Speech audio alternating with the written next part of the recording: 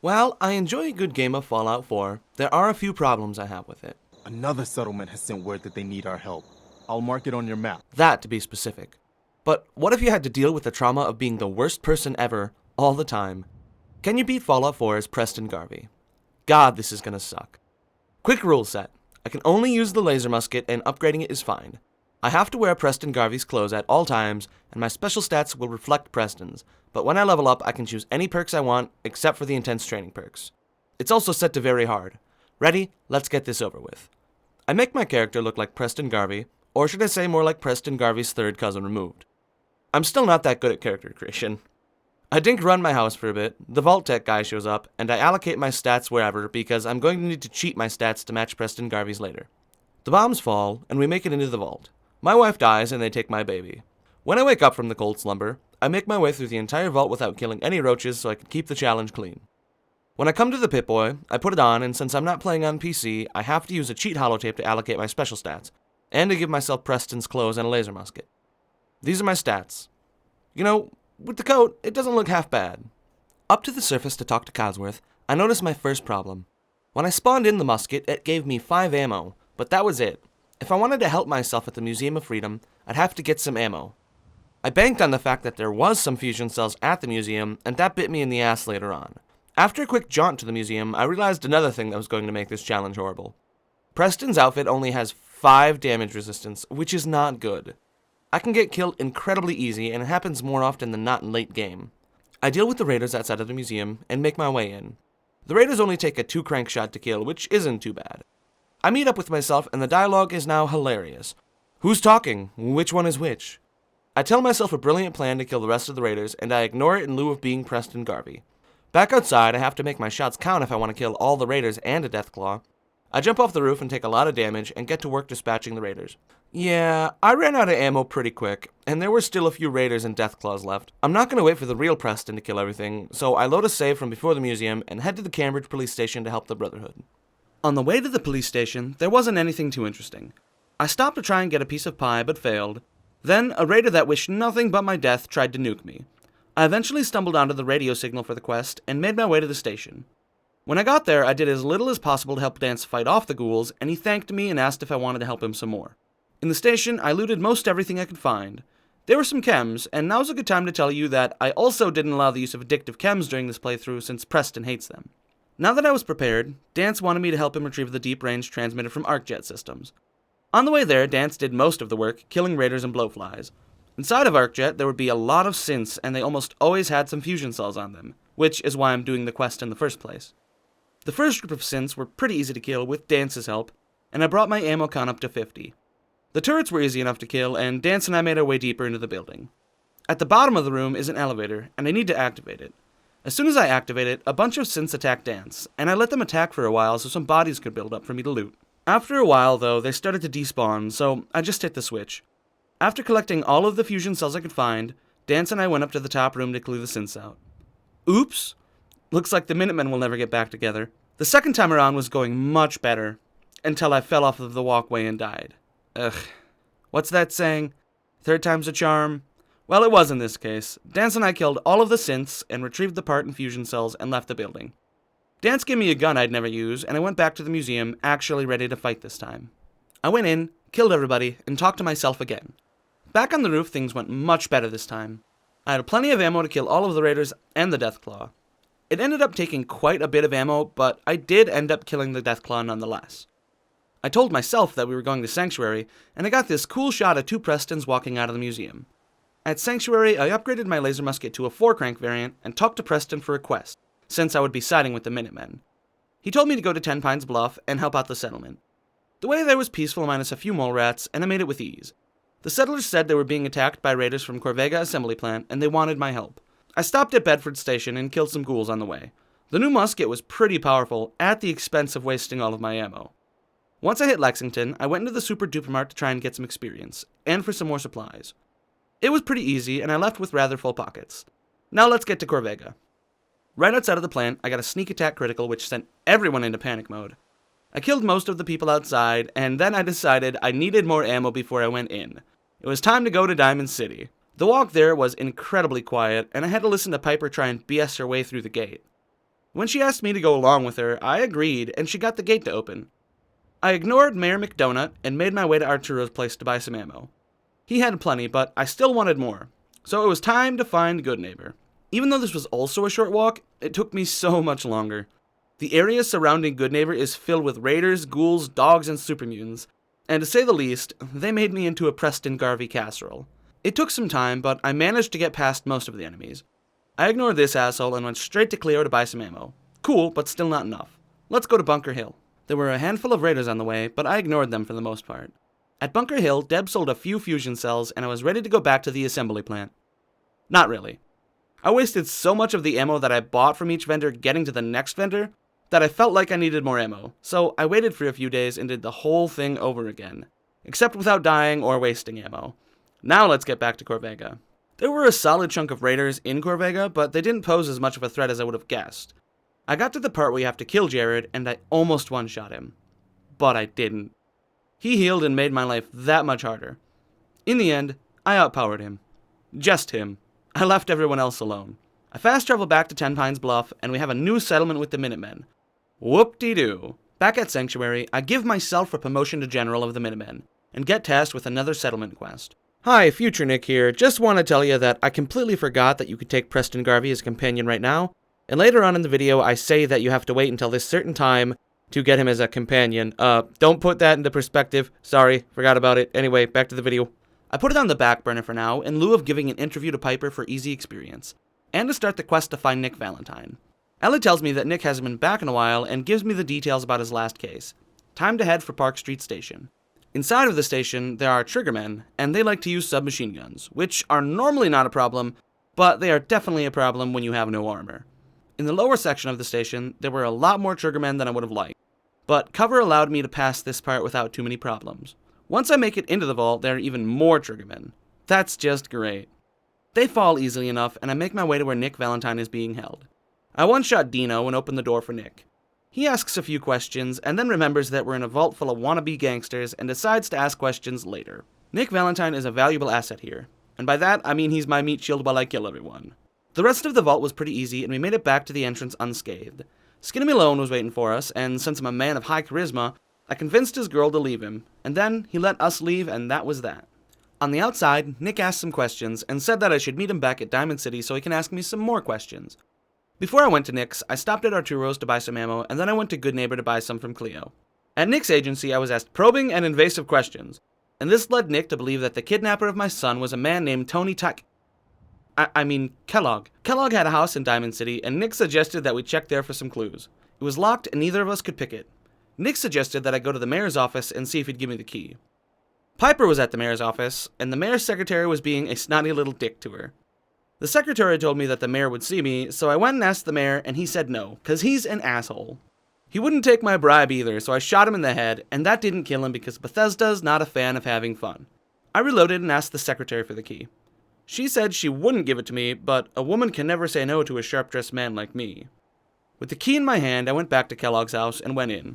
I pushed the secret button immediately and looted the room. With Kellogg nowhere to be found, I had to rely on Dogmeat to sniff him out. I'll never understand how Dogmeat knows that he's needed for the quest, since he's been at Sanctuary since I found him, and no one told him to meet us here, but whatever. Now we have to go on a hunt for Kellogg, and it's mostly just a lot of walking around. There was a group of dogs that was easily dispatched, and one of them was even legendary, as if that mattered in this playthrough.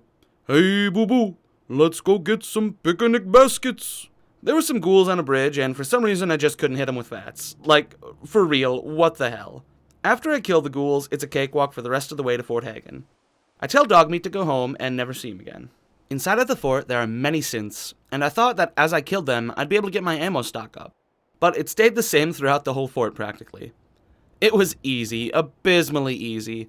The synths were low level, and so were the turrets. Really the only challenge at Fort Hagen was Kellogg, and that's because I can't one-shot him with my gun. The first attempt goes incredibly well until I actually kill Kellogg. He chucks a grenade right before I kill him, and I don't get out of the way. Oof. The second attempt wasn't as good, but I still killed him. With Kellogg dead, I can take his brain implant and his stuff. Back to Nick Valentine. As soon as I leave the fort, the Prydwen arrives, and I decided to stop at the police station so I could board it. At the station, Dance gave me the rank of initiate, and we got into the vertibird to fly to the Prydwen. At the Prydwen, Captain Kells was kinda douchey, but whatever.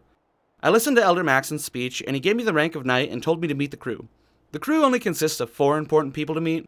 None of it really mattered since I wasn't siding with the Brotherhood this time, so let's just skip to me buying some fusion cells from the quartermaster, which was the only reason I came up here. Now it's time to return to Nick Valentine with the news that I killed Kellogg. We still really didn't have any leads to go on, but Nick had an idea. We needed Kellogg's brain, or what's left of it, and we could possibly get some use out of it from the memory den in Goodneighbor. I didn't really feel like doing the quest right now, so I decided to do some Minutemen quests. The first quest was to set up a settler radio signal at Starlight Drive-In, which was incredibly easy since the only enemies there are mole rats. The second quest consisted of me having to kill some raiders at Backstreet Apparel so they'd leave the settlers at Oberlin Station alone. This was slightly harder, but still in the range of easy enough to do without worrying. I returned to the settlers at Oberlin Station, and then I returned to Preston Garvey. Do you think we're ready to retake the castle? I don't know, Preston. That's only the 20th time you've asked me today. How about you shut up until I say I'm ready to retake the castle? Jesus Christ, just have some patience. There was a very steep change in the difficulty of the challenge as soon as I took the quest. One of the many reasons I'll point out is that the castle is full of mirelurks, and they have a hard shell which practically deflects my laser musket shots. There's also a queen mirelurk here too, which just makes things worse. When we get to the castle, I tell everyone to storm it and wipe out the mirelurks. It was difficult, and I used a solid chunk of my stimpaks by the time the mirelurk queen reared her head. I had a problem. Just a small one. I ran out of ammo pretty close to the queen being dead, and I thought that maybe the real Preston or one of the other Minutemen would be able to finish her off, but they were both down, and I kept dying.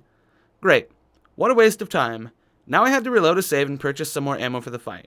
Yeah, not much changed this time around, except I had more ammo to actually finish off the queen. Woo! Now I can take Preston as a companion with me. He'll also be using the laser musket. With the castle back in Minutemen hands, I was one step closer to beating the game. Now it's time to head back to Goodneighbor and get Kellogg's brain read. Me, myself, and Robot head into the basement and ask for Dr. Amari's help. She's mortified by the idea, but helps us anyway. I did a little sneaky dance with Preston, and then I was uploaded into Kellogg's memories. Not gonna lie, I skipped every single memory because I abhor this part of the game. I have to watch the last memory though, and we figure out that the Institute has teleportation technology. Lovely. There was also a rogue scientist from the Institute by the name of Brian Virgil that was apparently in the glowing sea. I was to find him and ask about the teleporter tech. This is gonna be fun. I didn't really plan on messing around in the glowing sea. You know, too many rad scorpions. We stopped at the crater and talked to the cultists, and they told me that Virgil was in a cave not too far from here. The way to the cave was suspiciously devoid of enemies, and we went in. Virgil isn't too happy about seeing myself and I in his cave, but we convince him that we came in peace, and just need a way into the Institute. He finds the idea impossible, but says that if we can get a synth courser chip, we might be able to do something. Great. Straight to Green Tech Genetics, which is where the courser is at. Green Tech is full of gunners, and if I'm not careful, I could die in here. A few of them are using laser pistols, which allows me to refill my ammo a bit, but aside from that, it was a cakewalk, all the way up to the top where the courser is. I start off the fight with a critical headshot, and the courser turns invisible. Preston wins the Worst Person in the World award, and I'm left to kill the courser by myself, which didn't take too long. I took the chip and got ready to leave. Oh, you want me to kill you? Yeah, screw it. Now that we had the chip, it was time to get it decoded, so I decided to find the railroad so they could help. That was a great idea. The way to the railroad was full of all kinds of nasties, mainly ghouls. The inside of the Old North Church was also full of ghouls, I'm assuming to stop people from trying to actually find the railroad or something like that. At the end of the tunnel, there was a puzzle that I knew the code words to from many other playthroughs I've done in the past. I was greeted by synth lovers on the other side, and they asked me what I wanted, and I said to get the chip decoded. They obliged, and after they decoded it for me, I never saw them again because I just don't like the railroad. With the chip decoded, I could return to Virgil and have him draw up some teleporter schematics for me. Now to go back outside and fast travel to Sturgis. Huh. There's an enemy nearby. It's probably just a blowfly. Nope, back in the cave. Run, Preston! Get out of here! He's... I decided to go back into the cave and wait for a few hours, and that worked. Back at Sanctuary, I asked Sturgis if he knew how the schematics worked, and he did. Now I just have to build all the stuff for it, and bam, we're in the Institute. I didn't plan on really attacking anyone in the Institute when I first arrived, but some of my friends on Discord really wanted me to kill Father, so I did. After that, I downloaded the data from the Institute and teleported back to Sanctuary. Now I had to do some more quests for the Minutemen. I returned to the castle and talked to Rani Shaw, and she said she knew there were some schematics for some artillery in the armory. Too bad it's locked up. Because of that, we have to take the scenic route and get our poo pushed back inside of us by a sentry bot. What fun we're having in the castle. After we kill the sentry bot, we can go topside to open the armory and to collect the artillery schematics. I also found a 5-crank laser musket in here that I use for the rest of the game. With that done, I still have to do a few more quests for the Minutemen, but the ones I did all consisted of, another settlement needs your help. So, no need to talk about them. When I was finally done with those quests I didn't talk about, I was ready for the next part of the main quest. Defending the castle from an Institute attack. Ooh! This fucking part. It wouldn't have been so bad if the coursers didn't kill me in 3 shots, but they usually did. I kept dying over and over and over again. It didn't help that I was running out of stim packs, so I knew that at one point I was going to have to load a save or leave. So that's what I did. I left to go buy some more stim packs. I wasted all of my caps to buy them, and when I went back to the castle, it was still under attack, but at the same percentage of completion that it was when I left. It took some time and effort, but I eventually halted the Institute attack. Holy hell, I never want to experience that again. It was time for the final quest, the nuclear option. I was so ready for this. Playing as Preston Garvey sucks, and having him as a follower is even worse. At Sanctuary, Sturgis told me the plan to get everyone into the Institute, but I must not have been listening because I fast-traveled straight to the Institute. Bad idea. Very bad idea. I died a lot for no reason because I thought that I was supposed to enter the Institute from the secret tunnel in the river. So I loaded a save and I tried that. It didn't work. Have I mentioned that I've only beat Fallout 4 like once? After conversing with my Discord buddies for a while, we figured out that what I'm supposed to do is teleport them in by using a holotape on a terminal. It didn't really work. We thought for a bit that I was doing something wrong, but we came to the conclusion that my game was broken. So let's get controversial. I opened up my Pip-Boy and used the cheat holotape to spawn Preston Garvey to me. It worked, but if you think it breaks the challenge rules, keep it to yourself, I don't care. With Preston Garvey at my side, I was ready to take on the rest of the Institute. We made our way to the reactor, and this part sucked. The courser up above me has a rocket launcher, and considering I'm made of papier-mâché, I get killed rather easy. The other synths weren't too bad to deal with, but I had to pull a trick out of my magic Minutemen hat. I used a stealth boy and got far enough away that no one would notice me. Then I came back and attacked the courser. This worked very well, but since he was a legendary enemy, he mutated and got all of his health back. I was going to do the same tactic again, but I decided to run up and blow his head off at close range, and I can't believe that it actually worked. All I had to do was attach the pulse charge to the core, and I was home free. We teleported back to the main entrance, and my fake son was there. I told him he could come with me because it didn't really matter at this point, and we all teleported outside to push the big red button. And I beat Fallout 4 as Preston Garvey. Yeah, just don't ever do this. No one actually likes Preston Garvey, and his choice of equipment sucks. That's not to say the challenge wasn't fun, because it was. There are just way more enjoyable ways to play the game. If you enjoyed the video, think about subscribing, as I'll have more content soon. Also, come join the Discord. It's awesome. The link's in the description. And until next time, stay safe out there, and peace out.